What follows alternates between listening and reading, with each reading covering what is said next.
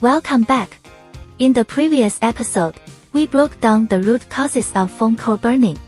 One thing should be clear by now, a good formulation alone is not enough. Today, we move directly into on-site production practice. You will learn how to adjust mixing head parameters, how to balance the conveyor system, and how fine-tuning equipment can help eliminate critical process defects that lead to core burning. 1. Coordination between the mixing head and conveyor.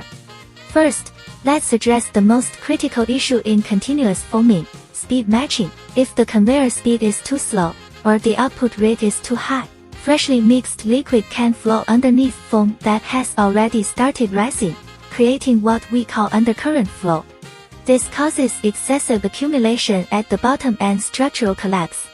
Because it lacks a porous structure for heat dissipation, heat builds up rapidly and uncontrollably. During production, operators must closely observe the bottom of the foam block. If you see thin yellow scorch streaks, that is a clear warning signal of undercut flow. So how do we adjust it? For low-pressure foaming machines, increasing the mixing head rotation speed and moderately increasing air injection can help accelerate initial foam rise and make the reaction more uniform. 2. Eliminating vibration and mechanical compression. Foam is extremely fragile during the rising stage. Even sudden pulling caused by an overly tight conveyor chain, or a small wrinkle on the side film, can mechanically compress immature foam. This compression generates internal friction heat, which is often the ignition trigger for spontaneous combustion. Therefore, the side films and bottom paper must remain perfectly flat at all times. At the same time, the position of the fall plate must be precisely adjusted to ensure that the foam completes its jailbreaking phase smoothly before leaving the fall plate.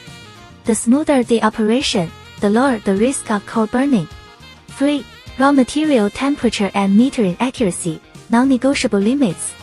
In summer, higher ambient temperatures accelerate reactions and significantly increase the risk of core burning. We recommend strictly controlling polyether polyol temperature between 20 to 25 degrees Celsius. TDI temperature should also be kept within a stable range to avoid uneven reactions. Metering accuracy is the absolute bottom line of safe production. Metering pumps and flow meters must be calibrated regularly, especially water dosing. In low-density formulations, a deviation of just 0.1 part can be the difference between safe production and a factory fire. 4. The hidden details of raw material pretreatment. Finally, never overlook raw material inspection at storage entry. Polyether polyols must be tested for moisture before use, and materials stored for long periods should be retested. TDI must be well sealed and protected from moisture, and special attention should be paid to the ratio of 2:4 and 2:6 TDI isomers, as this directly determines the heat release profile of the reaction. Whenever a supplier is changed, machine parameters must be readjusted accordingly. In short, good foam is not only formulated, it is also managed.